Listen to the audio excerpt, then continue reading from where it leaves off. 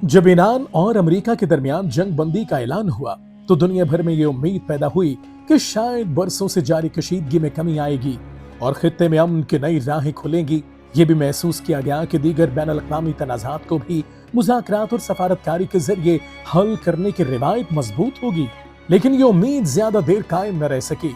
जल्द ही सूरत हाल ने एक नया रुख इख्तियार कर लिया। अमेरिका ने ईरान में 80 से ज्यादा अहदाफ को निशाना बनाने के दावे किए। ईरान की तेल की तिजारत पर दोबारा पाबंदी आयद की गई और फिर ये ऐलान सामने आया कि साबिका मुआहिदा अब मौसर नहीं रहा। यूं एक मर्तबा फिर ये तासुर उभरा कि अमन के वादे वक्ती साबित हुए, जबकि ताकत के इस्तेमाल को ही तरजीह दी गई।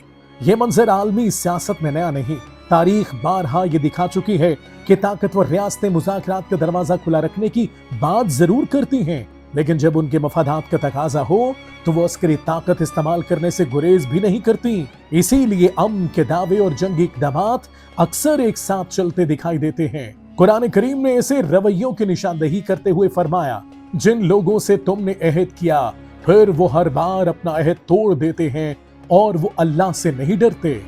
इसी तरह रसूल अल्लाह सल्लल्लाहु अलैहि वसल्लम ने फरमाया, मुनाफिक की 3 निशानियां हैं, जब बात करे तो झूठ बोले, जब वादा करे तो वादा खिलाफी करे और जब इसके पास अमानत रखी जाए तो खयानत करे। पाकिस्तान, खलीजी ममालिक और दीगर इलाकाई रियासतों ने ईरान और अमेरिका के दरमियान कशीदगी कम करने और मुज़ाकरात के जरिए जंग को रोकने के लिए सफारती सतह पर मुख्तलिफ कोशिशें की, मगर हालात ने यह जाहिर किया कि आलमी ताकतों की तरजीहात अमन की बजाय अपने सियासी और तस्वीराती मफादात के गिर्द घूमती हैं। यही वजह है कि जंगबंदी के बावजूद खित्ता दोबारा दम इस्तेहकाम की तरफ बढ़ता दिखाई दिया।